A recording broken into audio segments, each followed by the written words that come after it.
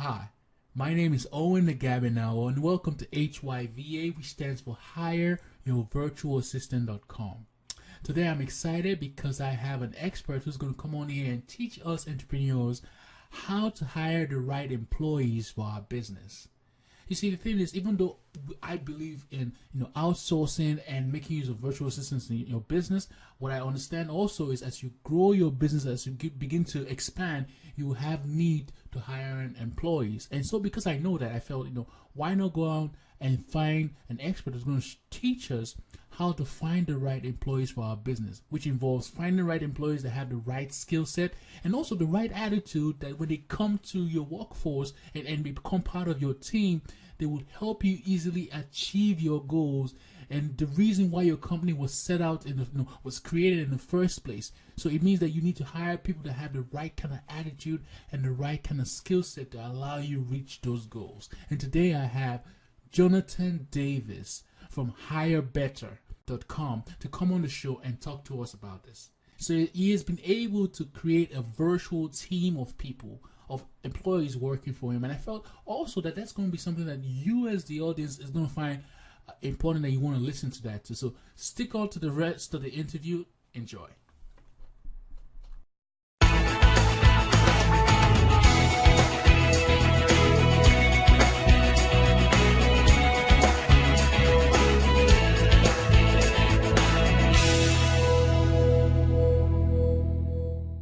Hi everyone. Today I have Jonathan Davis from Hire Better to come on the call because even though in our business we're all about figuring out how you can outsource your business and hire a virtual assistant, but there are several key positions in your company that you do need somebody to work within the company for you as a hired staff. And just to do that, I felt there is need to bring somebody who understands the processes of hiring the right staff for your company and educating you guys on what systems and what processes you have to go through to find the right fit for your company. So Jonathan, go ahead, introduce yourself to my audience, and let's get started. Good evening, Owen. Thanks so much. I'm so excited to be here. As you said, I'm the CEO and founder of Hire Better. We are, where I am based in Austin, Texas. My company, over the course of the past 6 years, has grown pretty tremendously. In fact, just in the past year, we've gone from 9 people to 41. Wow.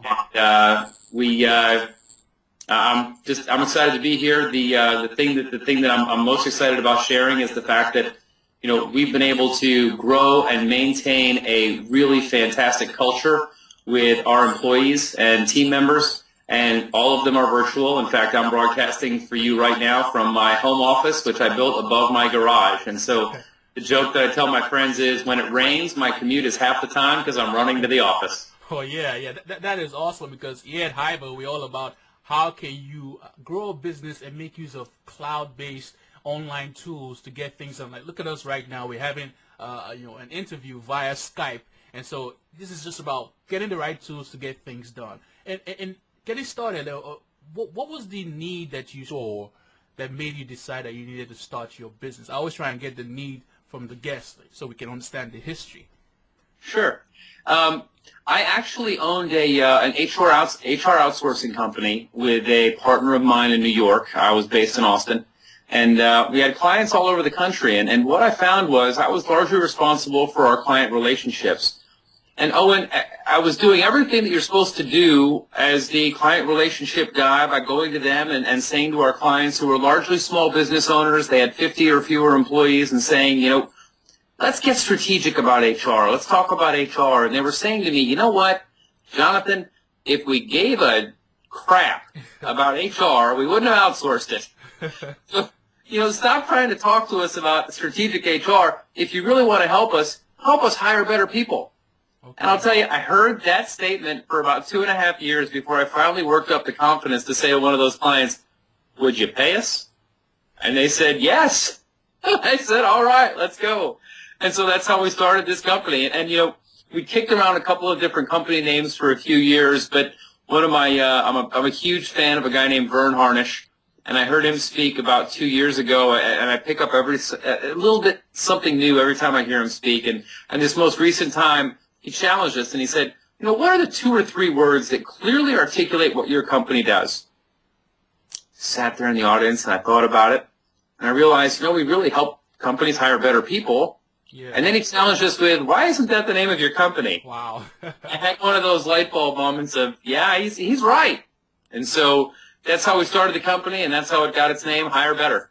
And it's the whole thing of, figuring out what the problem really is and basically marketing that problem as opposed to, or marketing the solution to the problem as opposed to the features. Because I see a lot of companies, and I've been guilty of it myself too, of marketing the features of the company, what we do and all that. But then I had that same, whole, thing in my mind of like, maybe it's a thing where you talk about the features and what you do, you're not connected.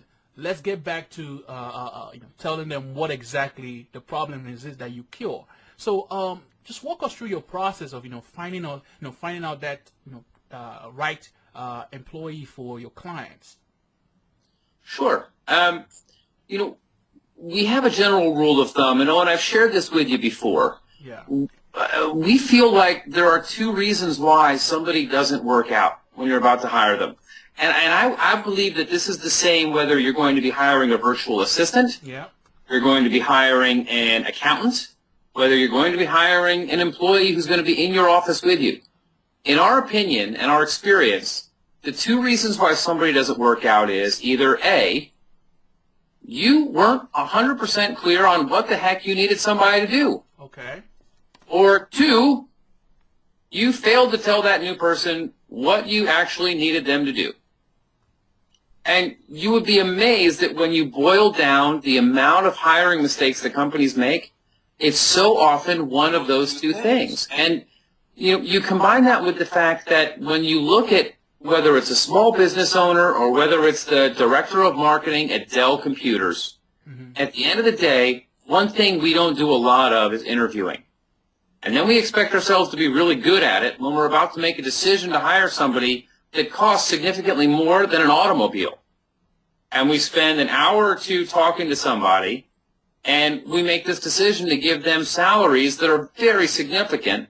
And the impact on our organizations, the opportunity cost of bringing them on board, it's almost staggering when you think about the lack of preparation that people put into making hiring decisions, and then how little they actually give to anyone when they bring them on board to say, this is how you can be successful, and this is how you'll know you're successful. And so, regardless of what the methodology is, if I can get anything across to your listeners tonight, it would be, if you're going to bring somebody on, A, make sure you know what you need them to do, and then when you hire them, make sure you tell them what you need them to do. Okay, so let's dive into that a little bit. So, first of all, you're saying know what you need them to do, and then secondly, tell them, I guess, how to do what they need to do, right? Really, what's going to determine success? One of the things that we encourage with our hiring managers, we often joke about the fact that, getting a hiring manager to sit down and talk with us about what they really need is a lot like giving a cat a bath. It's very difficult. And so what we encourage them to do is we encourage them to start at the end. Don't start at the beginning. And this is something that, a lot of people are talking about now in the business world. Even the U.S. military is now changing around the way that they onboard new GIs that are 18 years old. It's the idea of starting at the end. Okay. And so we encourage the managers to say, okay, a year from now, you're going to take this employee that you hired a year ago to dinner. Okay. And depending on their performance for the past year, it's either going to be the best restaurant in town, or you're going to take them to Bennigan's. Okay. And so are you gonna spend all the money in the world on them at dinner and really tell them they're great, or not? And it's not a bash on Bennigan's. It just is, it's a little bit cheaper than going to Ruth's Chris. Totally understand. Yes. And by challenging that manager to say to them, what did they accomplish at the end of year 1? So often our job descriptions are, and they say things like, you need a college degree, and you need to be personable, and you need to have fun. Well, all those things are great, but, it doesn't necessarily tell me what I'm going to be doing in this job. And so when you think about 1 year from now, what will they have accomplished? Even if it's going to be an assistant. When I hired my assistant, she's virtual. Okay. I've just recently started asking her to come into the office once a week, a couple times a week, or once a week to to scan some of the papers and stuff that are on my desk and help clean it up. Yeah. But she's virtual the rest of the time. And I remembered saying to her, a year from now, these are the things you're going to be helping me with. Number one, you're going to take ownership of my email account. And I think you actually saw that when you started communicating with me. You actually were communicating with Tracy directly out of my inbox. Yeah, I did. It's because I now trust her to do that. And she's very good at it. But it was, you're going to have ownership of my inbox, and I'm going to be free from that, which is, it was a debilitating thing for me. Number two was, you're going to be able to articulate what our capabilities are better than I will. Yeah. And that's important because we get a lot of requests. We get a lot of conversations, and I get access. It's not from an arrogant perspective, but it's from a, you only have so many hours in a day, and one of our core values is balance. And so if I literally just could sit at my desk every day, I would do nothing but answer emails and have to respond to the same questions over and over again. I totally feel you on that. Yes. And so I set these very clear expectations in place for Tracy to say, within 1 year, this is what you'll be doing. And not surprisingly, within 3 months, she was doing it because she's an overachiever. She knew what I wanted her to do in a year, and she really focused on that. And so it was my responsibility after 3 months to help refocus her and say, okay, well, this is what I want you to do next, and now you can take more off of my plate. But so often, hiring managers bring somebody on, and they don't allow that new employee to see the movie through their eyes. Okay. And when they don't do that, it's a deadly mistake, and you start to get real frustrated as a manager, and you think, well, why can't you just figure it out? When in fact, it's not that they're not trying, they don't know how to make you happy. So is that like kind of like having the employee come on and then explaining to them the big picture of their position and what's the end goal? I mean, not the task itself specifically, but the big picture. How does what you do affect us overall? Is that what it is?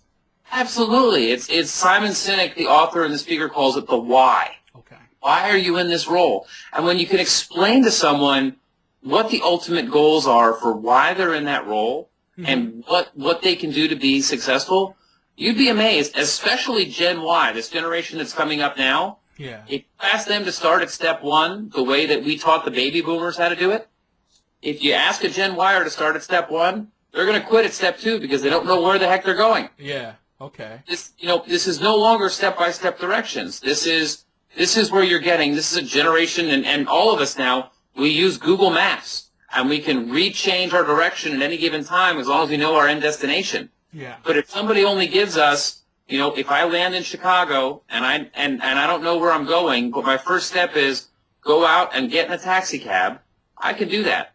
If the next step is get on the highway, I can do that. But if somebody told me, hey, I need you to get to downtown Chicago, I actually can then figure out in my own mind, wow, a taxi cab might not be the best way to do that. I could probably jump on the train and get to downtown Chicago as long as I have a destination.